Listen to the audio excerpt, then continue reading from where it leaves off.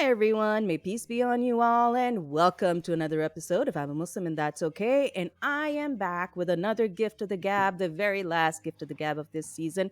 And who better than to have as a guest for the gift of the gab than one of my very own teachers, Professor Rudolph Ware. I'm so happy to have you, Professor. How are you doing?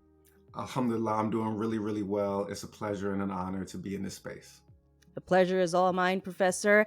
And as a short bio, I was looking through all of this. You are a historian of Africa and Islam. You have your PhD from the University of Pennsylvania in African history, African American history, Islamic intellectual history. You've written a number of books, including The Walking Quran, Embodied Knowledge, History of West Africa, and your recent one, Jihad of the Pen. hmm And you are also an associate professor at the University of California, Santa Barbara, and the founder and director of Initiative for the Study of Race, Religion, and Revolution. My God, that was a ISRAR, mouthful. yep. So I shortened it to an acronym, ISRAR, which in Arabic Yeah. means like secret, hidden knowledge, powerful knowledge. So Wow. it's about getting free. The So initiative is.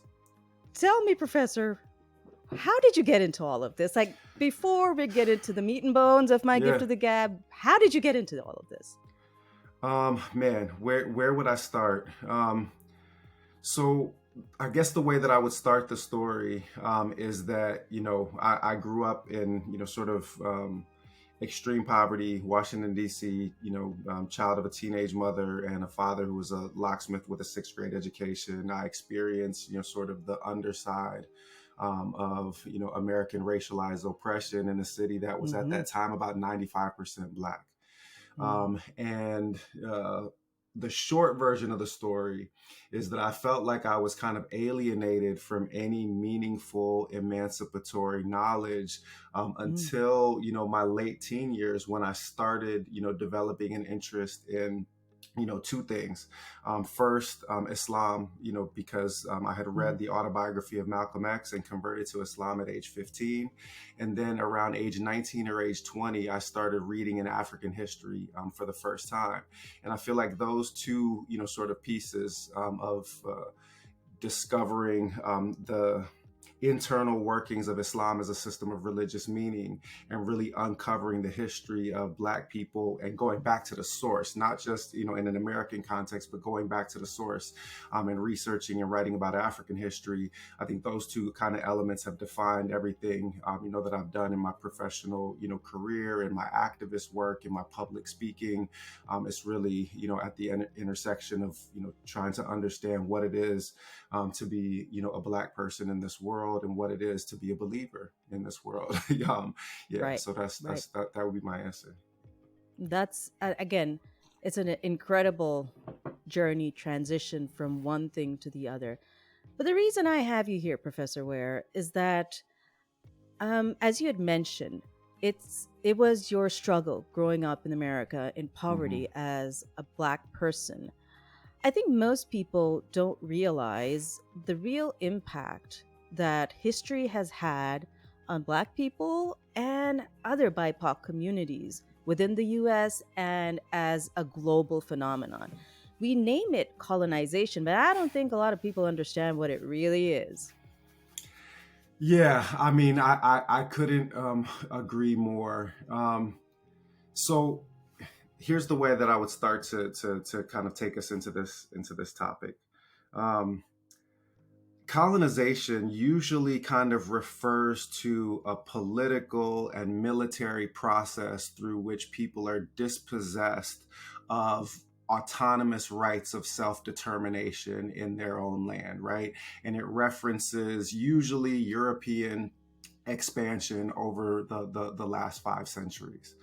But the deepest effects of colonization, frankly, aren't really driven by military or political processes. They're the way that they transform our consciousness. They're the way that they come to occupy space in our heads, define our identities for us, create ways of thinking. And one of my mentors, when I was kind of really starting to, enter into a political and intellectual awakening. He was a brother named Mahmoud El-Kati. He was a professor at a university not far from where I was studying. And he asked me one time, he used my nickname that I had growing up. You introduced me as Rudolph. The nickname I had growing up is Butch. And that's the name that people will find on my Instagram and stuff like that. So he said, Butch, do you know how they train elephants at the circus? And I'm looking at him like, what are you talking about? And I said, no, I don't know how they train elephants.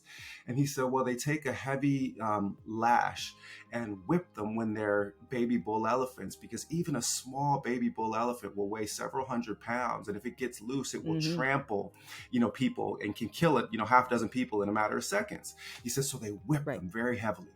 They attach heavy chains around their ankles and tether those chains to heavy concrete to keep them from running. So every time they run, they learn that it's futile. He said, but after that animal has its will broken, it can grow to be an animal that weighs several tons, and you can keep it in place just by making the sound of a lash cracking in the air. You can put any significant cord around its ankle and tether it to any insignificant peg in the ground, and it'll never run. And then he asked me, he said, well, do you know why I'm explaining this to you? And I said, yeah. I said, you teach a people to colonize themselves internally, and they'll stay right where you put them.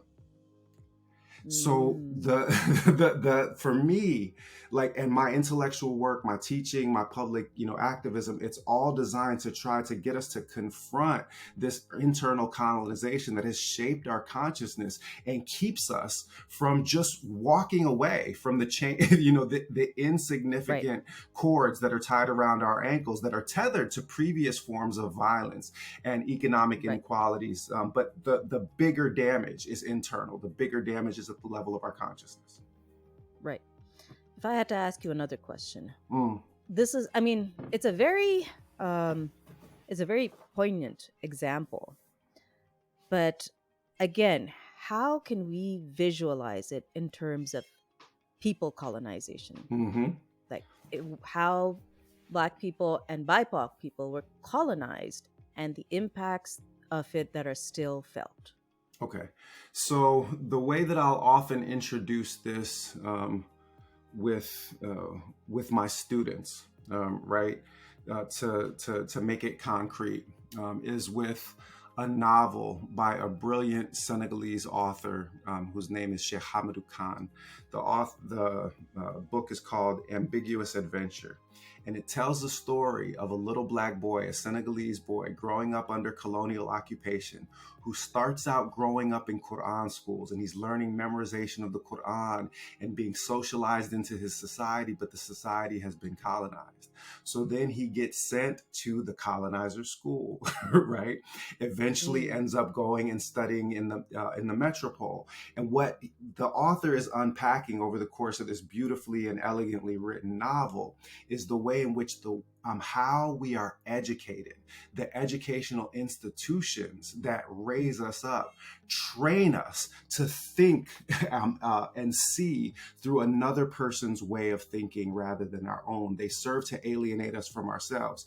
The way that Hamidou Khan made the same point that my mentor Mahmoud El-Kati had made, he said that a canon, the colonizer's canon, compels the body, but the school bewitches the soul.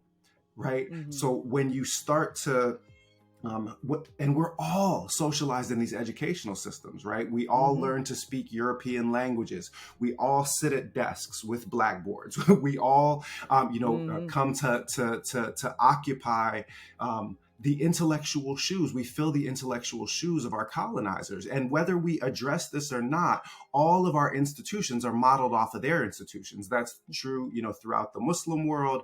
It's, true throughout, South Asia into Southeast Asia, wherever you go. We are conditioned in all of these ways to remake our societies on the model of our colonizers. And a lot of times we're not even aware of this. Right? It's just normal and natural. This is just what it is to learn. And if you take my first book that you mentioned, The Walking Quran, right? This is what the book is largely about. It's about how there's a whole different way of approaching knowledge, what it means to know, how you make a human being that is actually part of, African and Muslim, societies that have been largely abandoned because we have Mm. just come to accept as normal the ways of learning, the ways of thinking, and the ways of being that our colonizers first, brought to us, um, with cannons, right? Literally with Right. with cannonball With fire, colonization. but have now, like have been secured with cannons, right? So what Right. I mean, literary cannons. So Hmm. and the idea is that the cannon,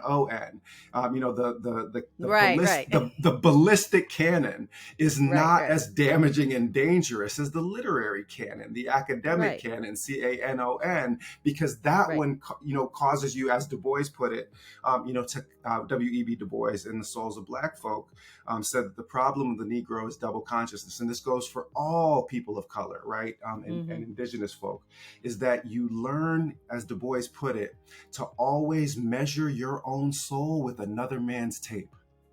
Hmm. Right. I mean, So that's how the will you thing. ever measure up? How will you ever Right. measure up? I don't think we ever really do, especially people of color.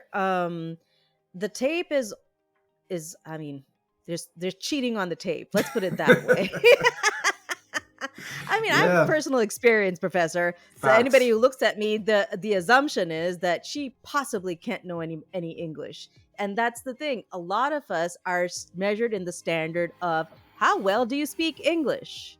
That's the thing. It is the language of trade, commerce, whatever it is, business dealings, political dealings throughout the world, and that is because of the impact of colonization. It's as though your intelligence is measured by your Hmm. capacity to speak this, colonial language. And I'm going to tell you a story that, may shock you. A friend of mine also grew up in D.C. He's a few years older than me. When he moved out of D.C., so African American, grew up Hmm. Washington D.C. in the inner city. When he moved away from D.C., I think it was to Connecticut, they put him in an English as a second language school Yeah, because I, because yeah, because his black English wasn't even English to them, right? He had never right. spoken another, language. So like this is the extent to which, this, this kind of domination, this ideological domination is exercised, on, uh, immigrants and natives and, everybody forced to That, conform. I've encountered the same thing, Professor. I even though Insanity, sheer I insanity. I've grown up in Pakistan. I'll be straight about that. But I learned English as a first language. Yeah. Like I've read all the classics, like all the literary works, and I was very proficient in English. When I came to the US, they still made me give an English language exam. And even my son, when he went into kindergarten, when I put down that we're bilingual, automatically they put him in ESL under the assumption that he just can't understand English. And yeah, that's the thing. That's a I mean, thing. it's stunning, the kind of, cultural arrogance. But the signal is always the same, right? Right. The signal that they're sending is, we'll let you stay here, but you don't Mhm. belong here. Right. And you have to constantly demonstrate your capacity to assimilate yourself to my standards Hmm. of normativity. Otherwise, your temporary permission slip can be revoked. And that, Right. so it keeps, people of color in this constant state of, limbo, purgatory, right? Because you can be expelled, from the master's house at any time. For some, this is Right. literally like preserved through immigration status, but it's there as an ideological and an ontological state, whatever one's immigration status, whatever one's nativity, because only, white folk are ever supposed to truly feel at home, Mm. in Western societies. I mean, I think that's the interesting thing about this. For a lot of people of color, those who are not black, Hmm. I mean, I guess you might even make a weak argument that we haven't been within the Americas for a long time. And it's a very weak argument. We've been here a little more than 100 years. Yeah. But when it comes to Black people, I mean, the very creation of the US was upon the slavery of the Black people. There's And Black folks here yet, before there is a United States of America, right? And right. we're still treated Yeah. we're still treated like resident aliens. So it Right. tells you that it isn't really about history. It isn't really about anteriority. It isn't really about Mhm. anything except for race. It's about white Right. supremacy. And to go to your point, Right. that about the weak argument of, how do you really experience this, if you've only been here, your people have only been here for 100 years. Well, yeah, because Mm. white supremacy was exported to every single corner of the Eh, globe over over every a part of span the globe. over a span of 5 centuries, right? All of the Yes. modern institutions that we all inhabit were founded, in an era Mhm. of European commercial, military, ideological, political expansion that was rooted in violence, that was as much Mhm. epistemological as it was physical. And that's, we've all been shaped in those societies. And people that grow up, you know, in a small village in Pakistan and have never seen a white person in their life have nonetheless been deeply shaped by white supremacy, whether they're aware of it or Mhm. not. And that's Right. part of the fundamental struggle. Is a lot of times we perceive racism and white supremacy as being something that's rooted in interpersonal dynamics or personal acts of prejudice, but that's Right. what makes white supremacy so powerful and so insidious, is that Mm. its tentacles reach into places where where white people as physical material realities aren't, and Aren't. and it shapes people and the way that Mhm. we think, in a bunch of spaces, so that we reproduce white supremacy in spite of ourselves, inside of ourselves. Mhm. And I'm glad you mentioned that, because I think what people don't realize is that, yes, you mentioned, we were colonized by force. The educational system is based Hmm. on Western Yep. ideologies. But how does it shape our personal connection and social existences? I mean, within the US and outside of it? Like, what other things is it impacting about our personal realities? Yeah. So this is where I would start to, to give the answer by moving away from the kind of ideological and the internal, dimensions, and start to think about like the structural and systemic dimensions. Okay. So that, in the United States of America, we'll just start there. Sure. There's a dramatic wealth gap, Hmm. between white Americans and Black Americans. Yes, indigenous Americans even more so than with Hmm. Black Americans in terms of the wealth gap. But literally every other immigrant group sits in a situation of uh, trailing with respect to accumulated wealth. Well, all of that is established upon century after century of theft, right? Of Hmm. theft of land, theft of labor. Then that gets that permeates our institutions, so that the neighborhoods that we live in look different depending on the amount of kind of wealth that has been passed down over Right. generations. And then property taxes in those areas determine how much funding goes into schools. And then how much funding goes into schools determines what kinds of educational outcomes people have. Hmm.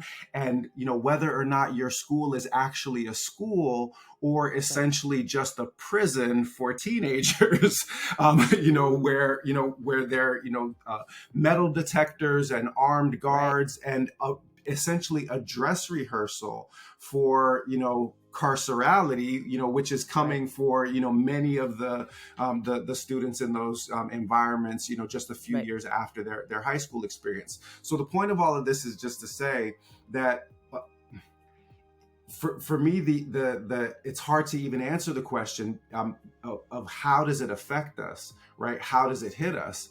Because It hits everything. exactly, the question is, what does it not touch, right? The question would be, what does it not touch? Is there any place where we're safe from it? Is there any place that I think if you could just break down an example. That's the thing, Professor. yeah, I think when people are looking from the outside, they don't understand. Yeah, colonization happened. There was a war, blah blah blah, 500 years ago. It's 500 years past. What difference does it make now? yeah, But I can tell you from my own personal experience. I grew up in Pakistan, and yeah, Pakistan's been independent from the British for over 70 years. yeah, Okay? And I still we still exist under the British official system. yep, English is our official language, of and course. all the British terms are used. We have the O levels, which is the British educational system, the Cambridge system, and there is so much colorism in the water. It's ridiculous. So you said it's in the water, right? And that's the thing. Yeah. It's like, describe. It's like, show me an incidence of, well, it's hard to see when literally you're swimming in it all the time. How do you even Right. discern, where it's sort of, hitting you? So you mentioned Pakistan. I remember I watched, and this will connect to your initial question. I watched a documentary a few years back. This was, I think, when. I think it was when Pakistan first became nuclear capable. Okay. And so there was this long, really, terrified, very Islamophobic kind of, it must have been like a 60-minute special or something like that, about India and Pakistan and now competing nuclear powers. And the whole thing was just designed to terrorize and terrify, Americans. Right. But this whole 1 hour long documentary that talked about tensions between India and Pakistan, between Muslims and Hindus, and that talked about the threat of this, being a nuclear, conflict. The whole hour-long program made no mention whatsoever of British colonization or British partition of India. Right? And it's just like, what? Why? No one asked the question, why is there a Pakistan? No, why is there an India? Nothing about, forced removal, nothing about genocidal violence, nothing about state incentives in colonial India, that were just divide and conquer 101, right? Ruling through, religious categories, in order to better control the population. Zero. So the whole thing is just designed to allow, the way that we used to say it back home, white folks to throw the rock and then hide the hand, right? So they throw the rock and then put their hands, I didn't do anything, and instead, it becomes, about 1,000-year-old, religious conflicts, between Hindus and Muslims, and the irrational jihad ideology of Muslims. And I'm like, and it's like, wait a minute. Didn't you just colonize last week? And didn't you make these countries? And so, yeah. And the reason why I mention it, sort of on this particular point, is that to return to that, image of us kind of swimming in it, right? We swim in these narratives that are designed to obfuscate the role of white supremacy, colonization, and imperialism in crafting the reality that we all occupy. And one of my favorite rappers, Wise Intelligent from Poor Righteous Teachers, I interviewed him for Instagram, and he had this incredibly powerful line.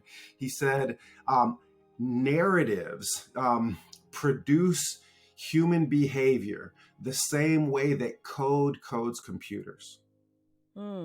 That's true. Right. So and that's why it's so important to reclaim these narratives, to craft alternate narratives, to actually, talk back, in the face of these narratives that will throw rocks and hide hands. So I'm going to ask the difficult question, Professor. Okay.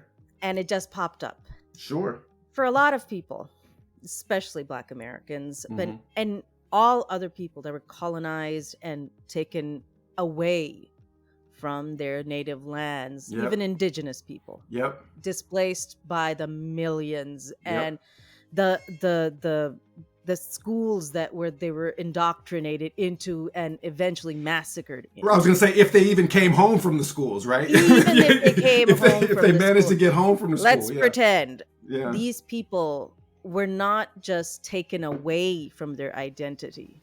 They were literally ripped apart yep, and then ripped away. yep. How do they go back? What do they go back to? Because they have nothing to stand. This is such an important and fundamental question, and it's so rarely asked in our communities. And this may sound like an ironic answer coming from a historian, but it's the only one that I can offer. Um, Mm, and people aren't going to like it when I say it out loud, but it's the truth. There is no going back. mm, There is no going back. You can't put the toothpaste back in the tube. You can't, reassemble pasts that have been broken. The mhm. question isn't how do we get back to where we were? The Right, question for me is how do we build an emancipatory future? How do we build a right. future that has human liberation at the core of it?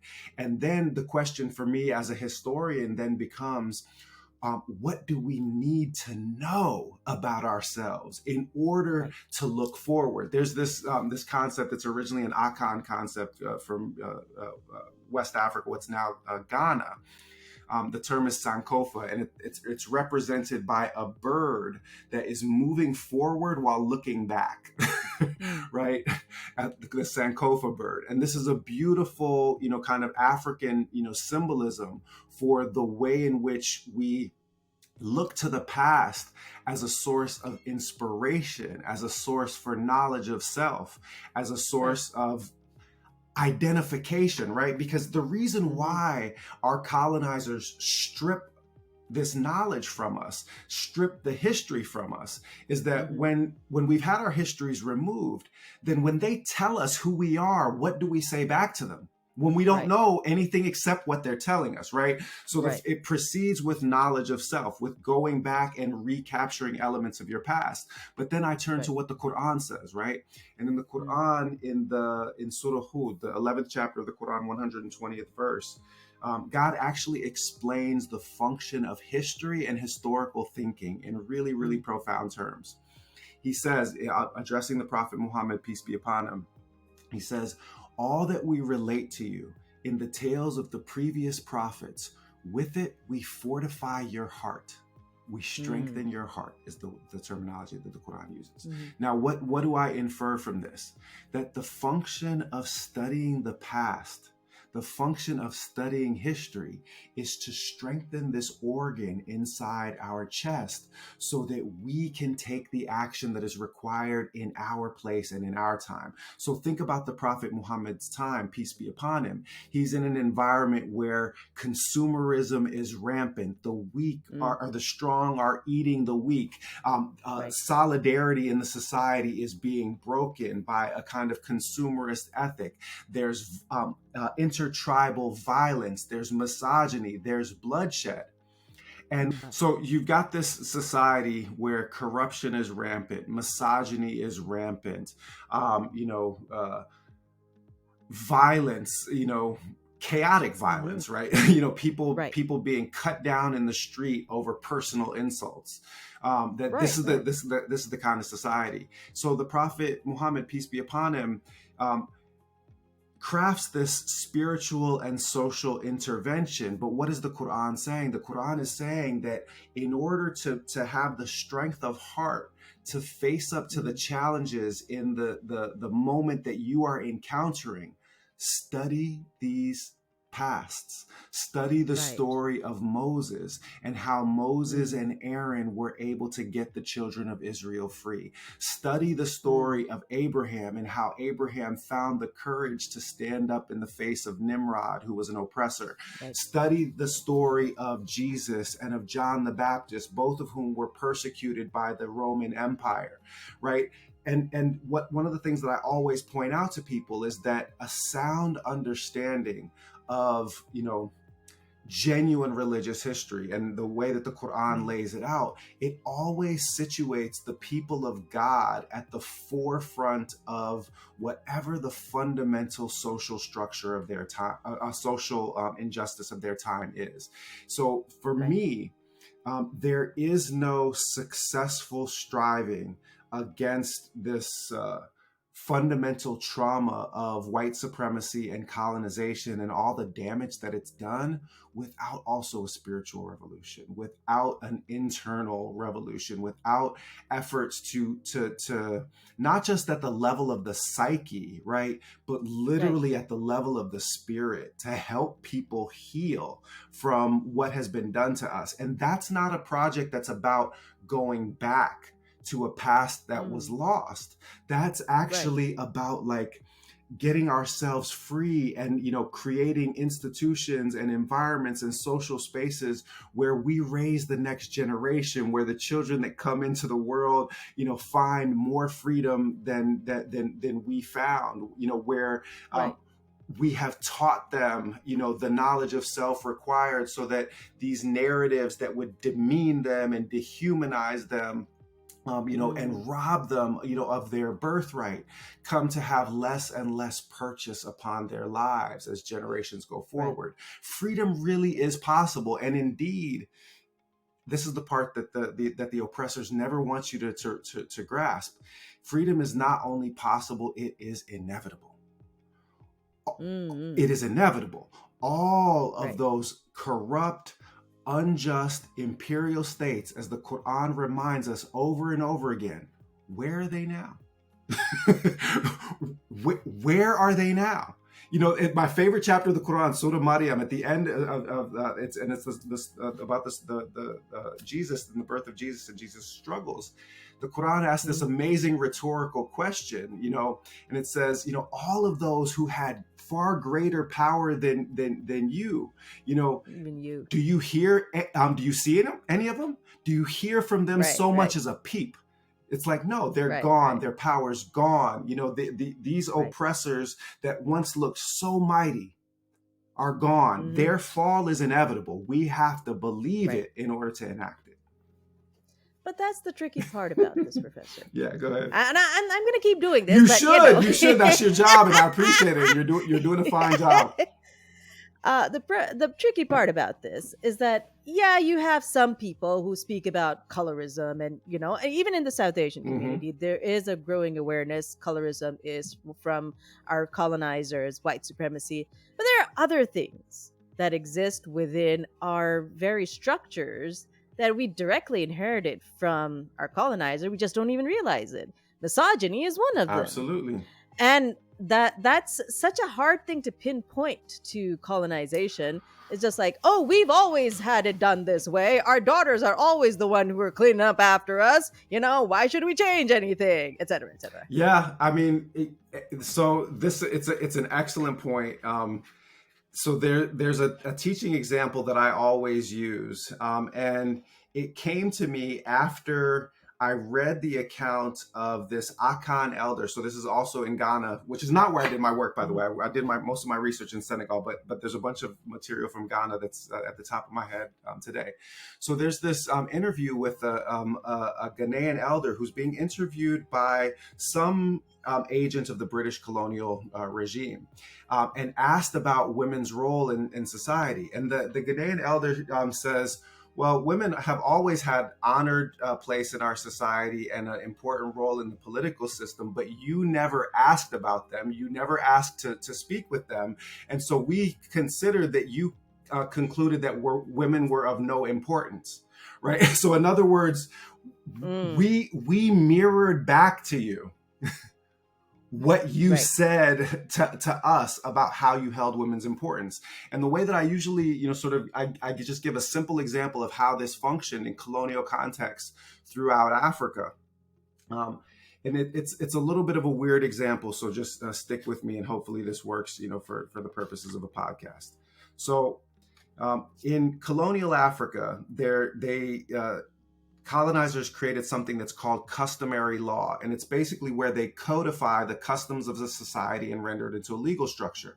By the way, Right. in Muslim societies, Sharia functions in exactly the same way. What's understood as Sharia in most Muslim societies is not traditional Islamic law at all. It was a compact, a conclusion that was reached between, colonized Muslim intellectuals and their colonial overlords. What gets written down as Sharia is, this negotiated settlement between colonizers and the colonized. So to return to the African example of customary law, here's the way that I explain customary law to my undergraduate students.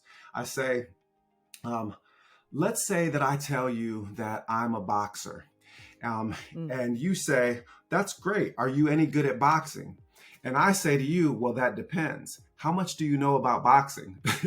and then you say, I don't know anything at all about boxing. And that's when I tell you, I'm the heavyweight champion of the world. Now, why am I saying this? Because what ends up being customary law is negotiated between colonized intellectuals and their colonizers. And the colonizers know almost nothing about the societies that they are colonizing. And they have no women in the room. They have no subjugated races in the room. The colonizers decided, because they have this white supremacist version of history in their heads, that if they are colonizing a society, that the lighter skinned people in that society are the natural leaders in it. They're the martial races in it. So they would literally just pick out, Arabs in African societies, put them in charge. Or where there were no Arabs, they would pick out, lighter skinned Africans and put them in charge over darker skinned Africans. So the point of this is that there's no women in the room.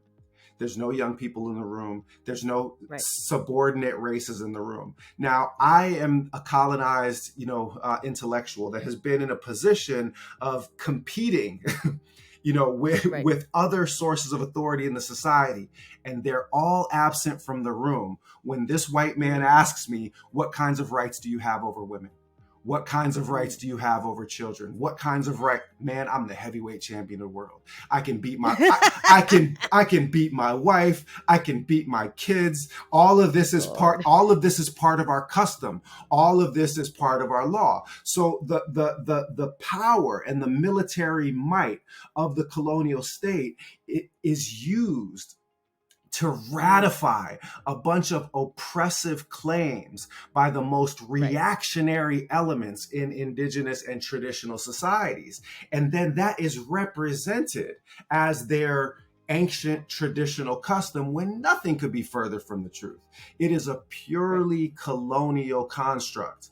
And for those of us, many people, sort of try to escape mentally from these colonized spaces by creating a kind of romantic vision of the past wherein those kinds of conflicts didn't exist, and that we can just go back to a traditional way that weirdly somehow looks like the Victorian values of our colonizers, but we don't ask too many questions about that, right? And so that's where we end up. And we end up, kind of mimicking and ratifying a bunch of very oppressive, structures that in point of fact do not emerge from our authentic traditions. Right. Second difficult question, Professor. How does one realize one is colonized? And I struggle with this a lot because as somebody who can literally see it in the air everywhere when we're wandering around, BIPOC communities, Muslim communities, anywhere, I can see it, but it's like nobody else can. So what's the thing? How does one realize one is colonized mentally? I'm not talking about, that's the thing. People are like, but I'm free now. I go wherever I feel like, et cetera, et cetera. I can't possibly be colonized. I mean, that you've asked the the key question, right? Because ultimately, you can't start to get free until you first perceive that you're imprisoned. Mm-hmm. If you think that you are free, then the impetus, the motivation to struggle and strive is obviously, not going to be present in you, because you believe that you're already free. And indeed, the kind of culture of individualism and making an idol of, kind of consumption and, like middle class success stories, that somehow if you're able to achieve success, that means that you were free. This is a really, really powerful narrative, especially in American society, but it's really threaded kind of throughout the colonized world as well. And I mean, I tell people all the time, like, I ended up doing pretty well in school, getting a PhD from an Ivy League institution. Have taught at multiple research universities. I wasn't the smartest guy in my own neighborhood. There were one of my closest friends, like the way that I was with, like, uh, letters and words and language, he was that way with math and science. And he got locked up when we were 15 years old, because he ended up like making a bad decision, going with some friends and participating in a robbery, and that put him down a particular kind of life course. So it's like, yeah, okay, I made it through. But if I therefore then say my success is proof that you can make it, and therefore there's no problem, then I'm essentially burning down the bridge that I walked across, one, and then two, perpetuating this myth that just by striving and trying harder and through individual excellence, you can outwork systemic institutions of oppression. And but can't you, Professor? But no, you can't. You can't. How is that possible, Professor? Isn't that what all our parents have taught us? You get a good degree, you get a good job, and you're set for life. I mean, where do we start, right? That was a rhetorical question, Professor. I know, but literally, like, but this is still where a lot of people's heads are at.